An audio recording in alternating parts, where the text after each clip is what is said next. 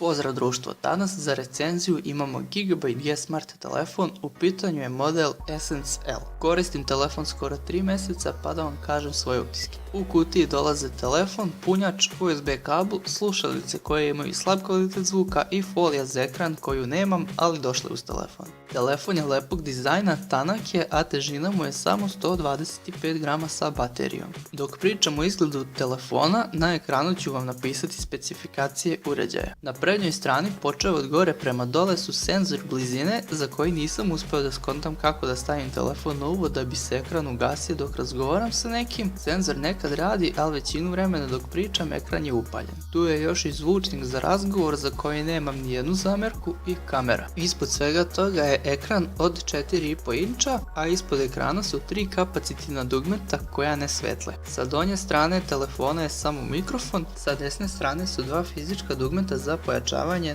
odnosno smanjivanje zvuka. Sa gornje strane su micro USB priključak i 3,5 mm priključak za slušalice. Sa leve strane je fizičko dugme za otključavanje i zaključavanje telefona. Sa zadnje strane pri vrhu su kamera i LED svetlo, a pri dnu je zvučnik koji je iznenađujuće jasan, iako ne pretjerano glasan, ali nije ni tih. Telefon je dual SIM, jedna je mini, u narodu poznatija kao obična SIM kartica koja ne podržava 3G, a druga je micro SIM kartica koja podržava 3G. Odmah pored toga je slot za micro SD karticu do 32 GB. Ekran je odličan iako je niska rezolucija. Svetao je i odličnih uglova gledanja. Ne vide se pikseli, registruje do 2 dodira odjednom, odziv ekrana i preciznost su dobri. Kamere su najslabiji deo telefona pored baterije. Ako želite dobre kamere, zaobiđite ovaj telefon. Zadnja kamera od 5 megapiksela je ok na dnevnom svetlu, na slabijem osvetljenju je dosta loša. Nema autofokus, a LED osvetljenje je poprilično slabo. Snima u Full HD rezoluciji, što i ne znači puno jer snimci nisu previše kvalitetni. Prednja kamera od 2 megapiksela će poslužiti na dobrom osvetljenju za Skype, ali za selfie ne bih koristio ako baš ne moram. Android koji dolazi uz telefon je verzija 4.4.2 i teško da će biti novija verzija za ovaj model. Fabrički dolaze i srpski i hrvatski jezik. Preinstalirano dolazi tek koja aplikacija, ali nikakve gluposti koje ne mogu da se isključe ili obrišu i koje usporavaju telefon. Micro SIM karticu nemam pa nisam isprobao taj slot, ali ne vidim razlog da bude nekih problema, dok mini SIM karticu koristim i nikad mi nije pukla veza ili da mi je nestala signala bez razloga.